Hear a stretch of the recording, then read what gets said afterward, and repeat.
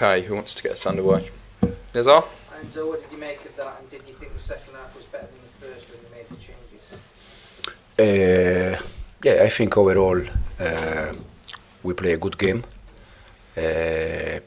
We prepared the game in the way the game was, in terms of starting one way and finishing the other way. We play Thursday night, demanding game, 24 hours less than them. Tricky stadium, tricky game, sunny day.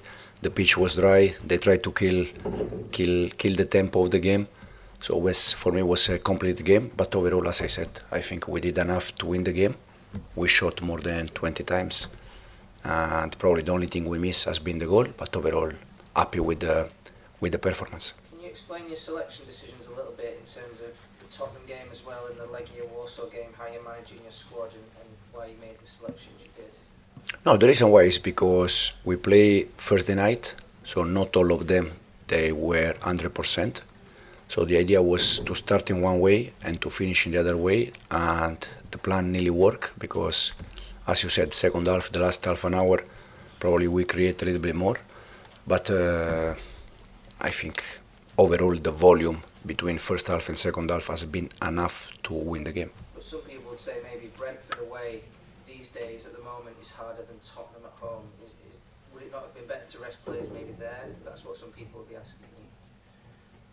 This is a different opinion. I'm here to try to do the best for the club, for the players, and I work every day with the players so I can see them the way they are. And to be honest, I don't know if Spurs at home compared to Brentford away, it's better or worse. For me, they are all complicated, you can see. And Brentford, I think, it's very clear what they try to do, how good they are, not only in set pieces, in transition. And I think unless the last transition we concede, we control them very well. So, yeah. Matt? Your home results have been very good, but you haven't won now in 8 Premier League games away from home. Is that a real problem for Champions League qualification? Does that have to get better before the end of the season?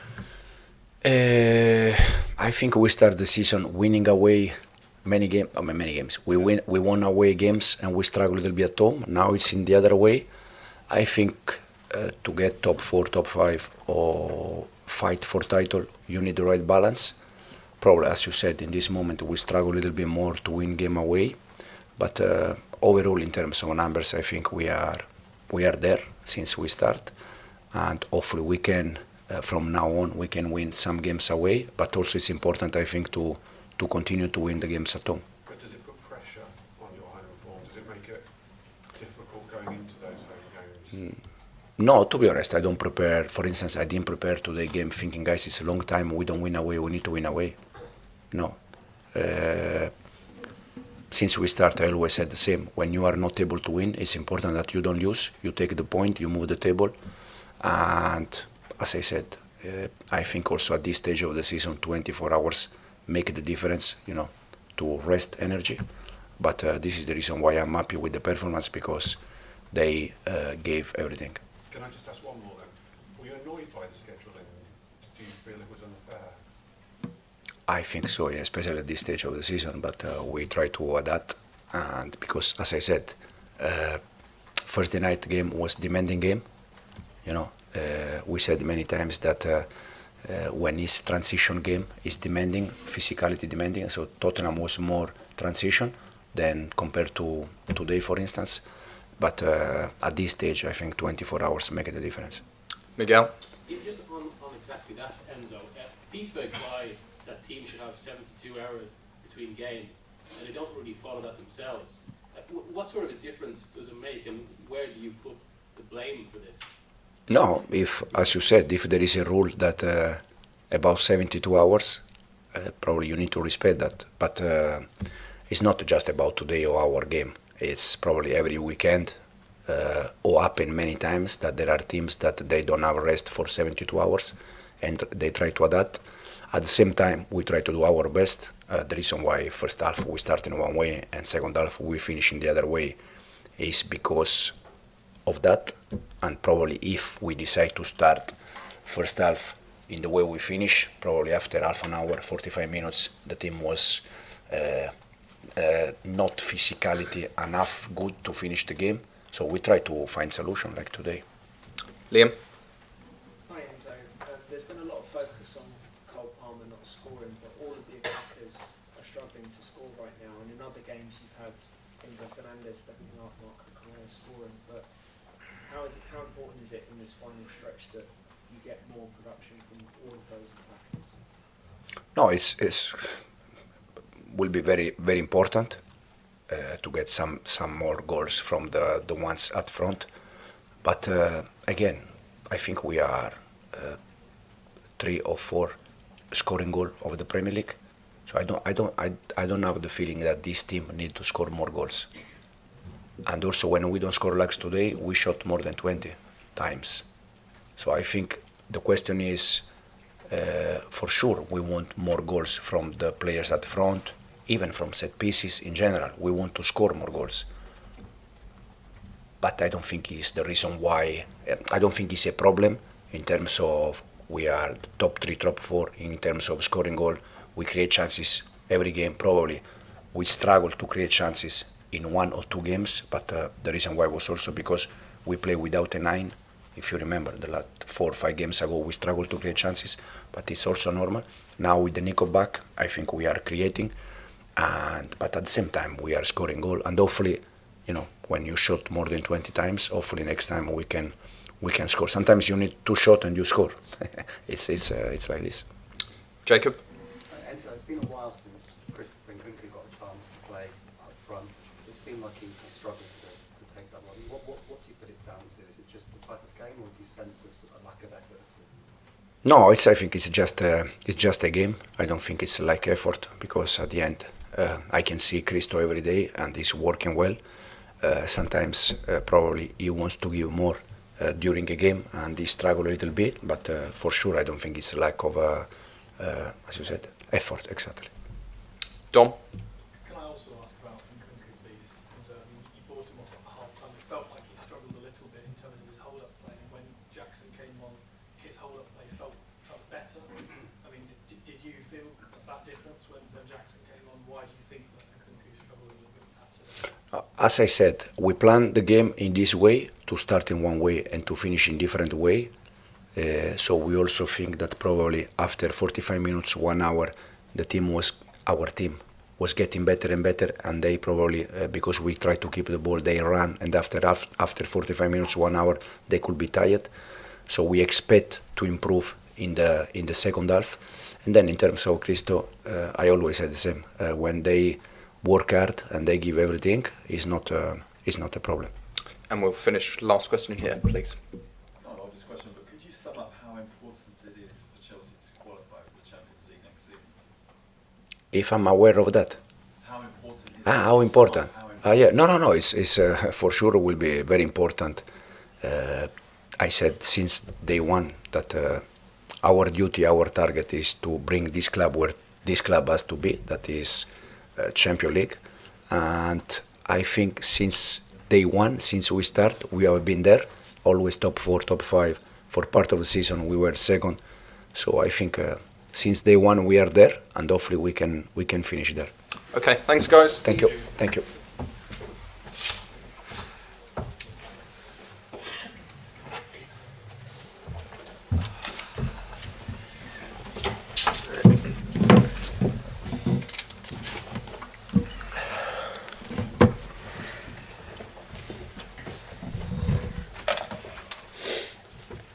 Ready when you are. Hi Thomas. Hi. Enzo just come in and said he thought his team deserved to win. I wonder if you thought maybe your team deserved to win. I guess we are all slightly biased as coaches, and we definitely look at our side of the elephant. It's probably difficult to look from the other side of the elephant unless you are on top of it. I felt we performed well, and I felt that we were clearly on top first half. We definitely got momentum, had the better opportunities, probably should have scored. I thought second half were more even. They were a bit more on the ball. I thought throughout the game we defended very well. We limit basically Chelsea to half a chance for James on a corner. The rest for me was shots outside the box, which we're quite happy with. Then I thought we were really a threat when we went forward. Really good to go behind them, really good to run at them. And for me, maybe I'm slightly biased, I saw 5 very good chances to us. So if you look at the big chances, then probably up there for that. The Wizard header, the Dams chance, the Brian shot on a transition, the Keane free header on a set piece, and of course Sepp's big header. So I think if there should have been a winner, I think it should have been us. But I thought it was a even game, a good game between two teams. Very happy with our performance against a top club. Spent a few quid on players over the last year or two, and a good manager, and they're well coached. I was listening to you there. You said you defended well, but maybe in the second half, attacking in general, apart from that transition, was more difficult. You wish you had maybe more options on the bench, because I was looking at it thinking you don't have much to work with. No, I think that's spot on. I think if you look at quality players they put on the pitch, I think was it called Neto? I think it's called from Wolves, 50, 60 million. Cole Palmer, maybe one of the best 10s in the division. Jackson done brilliantly for them, and what did Cucurella? One more. So I think it's fair to say they had a little bit more to shoot with than us. We have that in our squad. Unfortunately, some of them are injured. So I think again, if we had something to shoot with, I think maybe they would have tipped it even more. Enzo said that it was unfair that Chelsea had to play Thursday, quick turnaround. When they're able to make changes like Madueke comes in, into France International comes in, do you have much sympathy with that?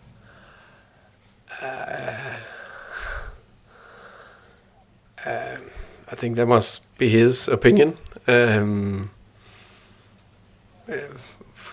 It's football. I know there's many games and a big program, but I can just look for our perspective. We try to deal with it when we have short turnarounds. Do you think 24 hours makes it? I mean, generally, just 24 hours. Yeah, I think it does. To be fair to that, I think it does, but that happens all the time. I had, I think, once this season where I felt that we were the team that had the least rest between games before we played our Carabao Cup quarterfinal against Newcastle, and the furthest away of all the other bigger clubs. So that definitely got bigger squads. That was the only time I raised it, because I don't think it was fair. All of them had one more day. So I think the 24 hours means something. If we have 2 days between, we'll deal with it, we'll manage, no problem. 3 days, that's good. Always, that is not a problem. Then there's a bigger talk about the amount of games over a year, not for us. But if you play a lot of Europe and go far in the cups and all that, and need to play that Club World Cup, which is still ridiculous in my opinion, then I understand it's too much. Can I dwell on that? Why is the Club World Cup ridiculous? It's just another tournament. So how many wants the Club World Cup? Do you want it? I don't. Chelsea do. The The manager might not, but the club do. Yeah, it's one of the few, I think. Yeah. Do you watch it? Me? No. I'll enjoy my summer. I'll not watch it. No chance. Yeah. Does it ruin the competitive balance as well? Because there's going to be 2 clubs in the Premier League with over 100 million revenue extra. Does that concern you? That side of it? I think, from my point of view and where we are, can't really compete with that sort of money. The good bits is actually compete out here. So that's I'm very proud of, even that they have hundreds of million more to spend than us. And if I should say one thing I said, I think we were closer to win than they were, which I'm very proud of. Brentford haven't won 8 home league games. You're so positive, and now you come with that question. I was about to say, It's fine. sort of stat might be looking inwards sometimes, but after a performance like that, it probably doesn't do, does it? Because you'll feel that you were the better team and you had quite conceivably enough chances to win that game on the day. Yeah, I think I understand why you have to ask the question, because you haven't won in 8 games. Of course, it's definitely a stat I prefer not to have. The same way we couldn't win in the beginning of the season away from home. We won 5 on a bounce. Sometimes it goes up and down. Sometimes it's more consistently over a season. Sometimes it's not. But it's down to our performances we always look at. And I think we've been really consistent in performance throughout this season. We just played 2 good games against 2 good teams, Newcastle and Chelsea. So everybody expect to fight for Champions League spot. Both games should easily have won. I think that which I'm very, very proud of. Today, I agree, we performed more than well enough to win. Same against Everton, same against Tottenham. Can't remember the other games we just played there. But so it's just games that we couldn't edge. With Seth Vandenberg and Nathan Collins, obviously they've come back in as a centre-back partnership. How good was it to sort of be able to have them two playing together in the centre of the defence? I think they looked good before Sepp got injured, so I think they're a really good, interesting partnership, and I think they perform well today. Yeah, I like that. And how do they sort of complement each other? I think sometimes it's relationship between the two of them. I think they're very good to also to communicate and how can you say guide each other, which is a big thing in the middle of the pitch. And then obviously Michael Cody came on today. He offers something a little bit more different from right back. I wondered what you made of his sort of brief cameo. Fine, solid, good. Yeah, happy.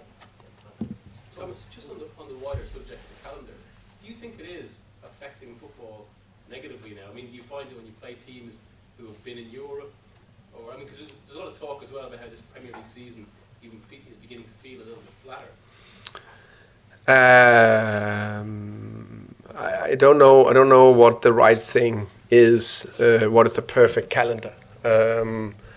But the intensity in football goes up. Premier League, European football, and there's no doubt there is a limit to how good you can perform or at what intensity you can keep performing at over a year. That will affect performances. That will affect players.